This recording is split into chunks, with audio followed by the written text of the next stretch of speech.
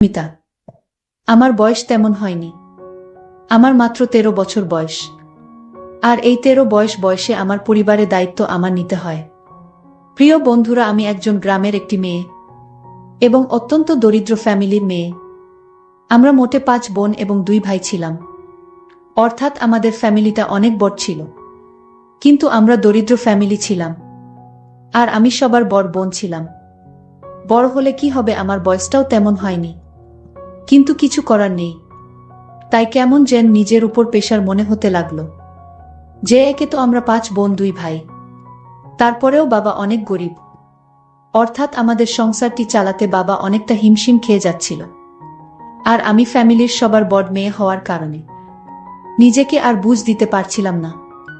তাই বাধ্য হয়ে গার্মেন্টসে চাকরি নেওয়ার সিদ্ধান্ত নেই এবং পরবর্তীতে আমি গ্রাম ছেড়ে ঢাকায় চলে যাই। একটি গার্মেন্টসে চাকরি করা শুরু করি। আর ওই গার্মেন্টসের একটি সুপারভাইজারের সাথে আমার খুব সুসম্পর্ক গড়ে ওঠে। যেহেতু দেখতে শুনতে আমি বেশ সুন্দর ছিলাম, সুপারভাইজার আমাকে চাকরির ক্ষেত্রে বিভিন্ন সুযোগ সুবিধা দিত এবং কিছু কাজ না করলেও ওভারটাইম দিত। তখন আমি বুঝতে পারলাম যে সুপারভাইজার কেন আমাকে এত সুযোগ সুবিধা দিচ্ছে। নিশ্চয় আমার প্রতি তার কোনো উদ্দেশ্য আছে, তা না হলে আমাকে এত সুযোগ সুবিধা দিত কেন? আরও তো অনেক মেয়ে আছে, তাদের তো কোনো সুযোগ সুবিধা দেয়নি। যেহেতু সে আমাকে অনেক সুযোগ সুবিধা দিচ্ছে, তাই আমি সবসময় ভাবতাম সে আমার কাছে কি চাইতো। সে অনেক সময় বলতো, তোমার এত কাজ করার দরকার নেই, অন্য শ্রমিকরা তো ঠিকমতো কাজ করছে। আর কেউ যদি তোমায় কোনো কিছু বলে তাহলে আমাকে জানিও। আমি বুঝলাম সুপারভাইজার আমার প্রতি অন্য কোনো উদ্দেশ্য আছে। পরবর্তীতে যখন করোনা আসার সময় হয়ে আসলো, তখন আমাদের গার্মেন্টস থেকে অনেক কর্মী ছাঁটাই করে দিল, আর তার মধ্যে আমিও পড়ে গেলাম। তখন আমার সেই সুপারভাইজার আমার প্রতি অনেক মায়া হল এবং সে আমাকে তার নিজের খরচে লেবানন পাঠিয়ে দিল। কিন্তু আমার তো তেমন বয়স হয়নি, বাহিরে যেতে হলে 18 বছর বয়স লাগে। আর তাই সুপারভাইজার আমার বয়সটা বাড়িয়ে নিল। আমার বয়স ছিল মাত্র 13 বছর, আর 13 বছর থেকে 18 বছর বানিয়ে নিল। কিন্তু আর এই লেবান গিয়েই আমার জীবনের ঘটল এক দুর্ঘটনা। লেবানে আমি একটি বাসা বাড়ির কাজ পেলাম। সেই বাড়িতে আমার যে শেখ ছিল তার 3 ছেলে এবং সে নিজে, এবং তার 4টা বউ ছিল। প্রথমে আমি বুঝতে পারিনি যে সাধারণত ওদের কেন 2-3টা করে বউ হয়।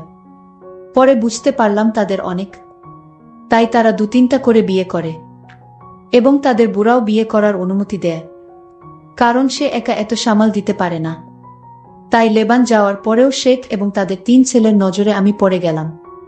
কিন্তু প্রথম টাইম আমি জানতাম না যে প্রবাসে সাধারণত মেয়েদের সাথে এরকম করা হয় এবং কিছু বলাও যায় না। যদি কিছু বলে দেই তাহলে বিভিন্ন রকম মিথ্যা মামলা দিয়ে জেল হাজতে পাঠিয়ে দেয়া। এ বিষয়টি আমি অন্যান্য প্রবাসী মেয়েদের থেকে জানতে পারলাম।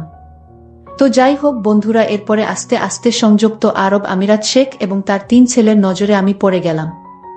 এমনকি তারা বিভিন্ন স্থানে বেড়াতে গেলে আমাকে গাড়িতে করে নিয়ে যেত। তাদের বুদেরকে বলতো যে ওকে দরকার আছে বিভিন্ন রকমের চানাস্তা বানানোর জন্য। এই বলে আমাকে বিভিন্ন জায়গা নিয়ে যেত। এরকম করতে করতে একসময় তারা আমার দিকে অন্যরকমভাবে চেয়ে থাকত এবং বলতো, কুল্লু বাঙালি মিয়া মিয়া। অর্থাৎ তারা বলতো যে প্রত্যেকটা বাঙালি মেয়ে অনেক সুন্দরী। তো একদিন তারা আমাকে নিয়ে 2 দিনের একটি সফরে বের হলো। সেদিন শুধু শেখ ছিল আর তার ড্রাইভার আর আমি। তারপর আমি আর শেখ পিছনের সিটে বসলাম, আর ড্রাইভার গাড়ি ড্রাইভ করতে থাকলো। এক পর্যায়ে শেখ আমার দিকে অদ্ভুতভাবে চেয়ে থাকতে শুরু করলো, কিন্তু আমি কিছু বলতে পারলাম না, কারণ এর আগেও আমি শুনেছি যে প্রত্যেক শেখরাই তাদের বাড়ির কাজের মেয়েরা তাদের সকল কথা শুনতে হয়ে, যদি তাদের কথা না শুনি এবং পুলিশকে ইনফর্ম করলে মিথ্যা মামলায় ফাঁসিয়ে দেয়া। তাই আমি এই ভয় পেয়ে গিয়ে আমি তাকে কিছু বলতে বলিনি এবং বলার সুযোগ দেয়নি আমায়। আর গাড়ির মধ্যে একটি পর্দা টানিয়ে দেয়। আমি তাকে জিজ্ঞেস করলাম, পর্দা টানাচ্ছেন কেন গাড়িতে? সে বলল, সামনে মরুভূমি, প্রচণ্ড বাতাস আসতে পারে। আমি তার কথা শুনে প্রচণ্ড ভয় পেয়ে গেলাম, কিন্তু ভয় পেয়ে কোনো লাভ নাই। তখন আমার কাছে পুরো দুনিয়াটা একদম অন্ধকার হয়ে গেল। মনে মনে হচ্ছিল আমি আর পৃথিবীতে বেঁচে নেই। এতটা কষ্ট এবং অসহ্যকর মনে হচ্ছিল, কিন্তু শেখের এ বিষয়ে কোনো খেয়াল করল না। আমি বেঁচে আছি নাকি মরে গেছি এ বিষয়ে তার কোনো খেয়ালই রইল না। এক পর্যায়ে আমি অজ্ঞান হয়ে গেলাম। প্রায় 3 ঘন্টা পর আমার হুঁশ আসলো এবং আমি দেখলাম যে আমার অবস্থা একদম কাহিল। অর্থাৎ আমার শরীর এমন হলো, উঠে দাঁড়ানোর মতো শক্তি আমার ছিল না। কিন্তু কিছু করার নেই, নিজের শেখ বলে কথা। আর আমাদের আজকের সফরটা ছিল প্রায় 600 কিলোমিটার দূর। এই 600 কিলোমিটার সফর অবস্থায় শেখ আমার সাথে। তারপর আমি যখন একটি নির্দিষ্ট স্থানে পৌঁছালাম, তারপর আমি সেই স্থানে পৌঁছানোর পর অসুস্থ হয়ে গেলাম। তারপর লেবাননের শেখ আমাকে একটি প্রাইভেট মেডিকেল হসপিটালে ভর্তি করল এবং 2 দিনের মধ্যে আমাকে সুস্থ করে তুলল। অতঃপর সে আবার সেখান থেকে ফেরার সিদ্ধান্ত নিল এবং আমরা আবার গাড়িতে উঠে বসলাম। কিছুক্ষণ আসার পর সে আমায় বলল, কেমন লাগলো আজকের সফর? সে গাড়ির আবার পর্দা টানিয়ে দিল। তখন আমি শেখকে অনেক অনুরোধ করে বললাম, আপনি পর্দা টানালে আমার ভয় করে। আমি তার অনেক হাতে পায়ে ধরলাম, কিন্তু সে কোনোভাবে আমার কোনো কথা মানল না। সে বল, দেখো তুমি এখানে চাকরি করতে এসেছ, তাই আমরা তোমাকে যেভাবে বলি সেইভাবে তোমার চলতে হবে এবং সকল কথা রাখতে হবে। আমি বুঝতে পারলাম শেখ আমার কথা রাখবে না। তারা যা বলে তাই মানতে হয়। তারা বলে সেখানে চাকরি করতে গেলে তাদের এটাই নিয়ম। এভাবে আমরা বাড়িতে আবার চলে আসলাম। কিন্তু বাড়িতে আসার পরও কোনো রেহাই পেলাম না, কারণ শেখের 3 ছেলেকে দেখে আমার অনেক ভয় লাগত। সেই 3 ছেলের কোনো কাজকর্ম ছিল না, শুধু বাসায় বসে থাকতো, টিভি দেখতে আর আড্ডা মারত। আর তার বাবার বড় বিজনেস ছিল, বাবা সারাদিন সে বিজনেসে সময় দিত। প্রিয় বন্ধুরা, যখনই তার বাবা দিনের বেলায় তার ব্যবসার স্থানে চলে যেত, আর আমায় তখন বলতো, এই বাঙালি আমাদের 3 ভাইয়ের কথা রাখতে হবে। আর বলতো, যদি বাবাকে কিছু বলিস তাহলে তোর চাকরি চলে যাবে। কিন্তু তারপরেও কিছু করার ছিল না, কারণ আমি দেশে চলেও আসতে পারবো না। দেশে গিয়ে কি করব? কারণ আমি দরিদ্র ফ্যামিলির। বাড়িতে গেলে আমি আরও আমার পরিবারের বোঝা হয়ে দাঁড়াবো। তাই যাতে পরিবারের বোঝা না হয়, এজন্যই আমি চাকরি করতে চাই। প্রিয় বন্ধুরা, এভাবে সংযুক্ত আরব আমিরাতের শেখ এবং তার ছেলেরা আমার দিকে সবসময় এক অন্যরকম দৃষ্টিতে চেয়ে থাকত। সেটা আমার ভালো লাগতো না, কিন্তু ওরা বলে চাকরি করতে হলে তাদের সকল কথা রাখতে হয়। আমি তাদের ছেলেদের দেখে ভয়ে সবসময় লুকিয়ে লুকিয়ে থাকতাম। আমি বাসার সকল কাজকর্ম করে রাতে যখন রুমে শুতে গেলাম, আমার 2 দিনের জার্নিতে আমার শরীর অনেক দুর্বল ছিল, তাছাড়া অজ্ঞান অবস্থায় 3 দিন ছিলাম। কিন্তু শেখদের কোনো টাকা পয়সার অভাব ছিল না। যাই হোক, আমি রাতে প্রচণ্ড মাথা ব্যথা হচ্ছিল। আমি মাথার ব্যথায় যখন শব্দ করতে লাগলাম, তখন শেখের ছেলে আমার রুমে আসলো আর আমায় বলল, তুই কি বেশি অসুস্থ? আমি বললাম, আমি অনেক অসুস্থ, আমার প্রচণ্ড মাথা ব্যথা হচ্ছে। আমি তাকে বললাম, আপনাকে দেখলে আমার ভয় লাগে, আপনি চলে যান রুম থেকে। আপনি রুমে থাকলে আমি আরো বেশি অসুস্থ হয়ে যাব। শেখের ছেলে আমার মুখে এরকম কথা শুনে রাগান্বিত হয়ে গেল।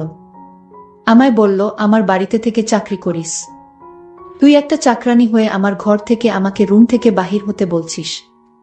তোর সাহস তো কম না। আমি শেখের ছেলের কথা শুনে ভয় পেয়ে গেলাম।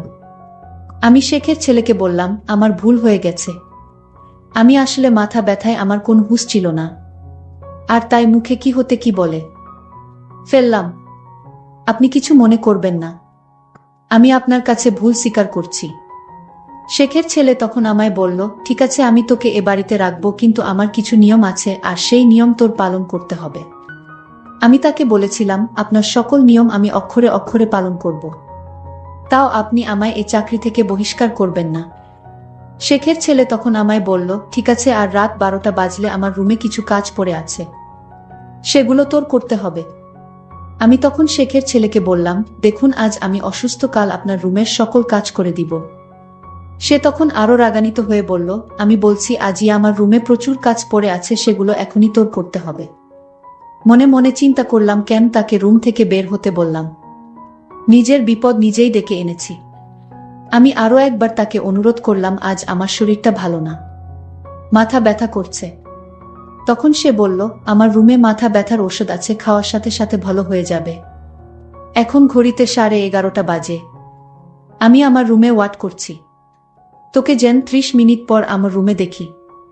আমি শেখের কথা শুনে বললাম, ঠিক আছে, আপনি যান, আমি আসতেছি। তারপর যখন রাত 12টা বাজলো আমি ভয়ে ভয়ে তার রুমে গেলাম। আর মনে মনে চিন্তা করতে লাগলাম, আজ কপালে কি আছে কে জানে। যাই হোক, শেখের ছেলের রুমে গেলাম।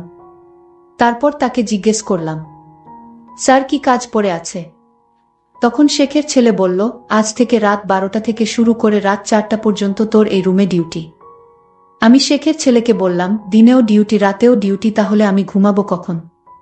শেখের ছেলে বলল, ভোর 4টা থেকে সকাল 8টা পর্যন্ত। আমি যদি এখন মানা করি তাহলে হয়তো আমার চাকরি থাকবে না। আর তাই তার এই নতুন নিয়ম মেনে নেওয়া ছাড়া আমার কোনো উপায় ছিল না।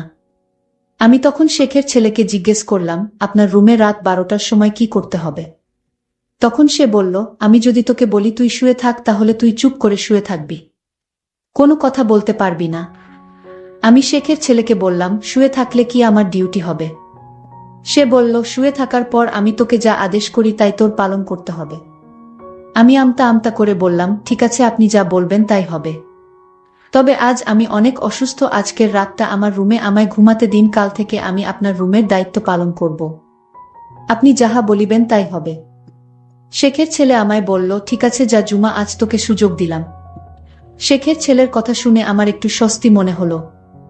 আমি আমার রুমে ঘুমাতে গেলাম। আমি রুমে গিয়ে ঘুমিয়ে পড়লাম। এরপর আমার সাথে যা ঘটেছিল তাতে আমার বেঁচে থাকার ইচ্ছাটাই হারিয়ে ফেলেছি। বন্ধুরা, বিদ্যুতের সংকটের কারণে আজ সম্পূর্ণ গল্পটি শেষ করতে পারিনি। পরের পর্ব আগামীকাল আপলোড দেওয়া হবে। আর এরকম গল্প শোনার জন্য আমার চ্যানেলটিকে সাবস্ক্রাইব করে পাশে থাকুন। ধন্যবাদ।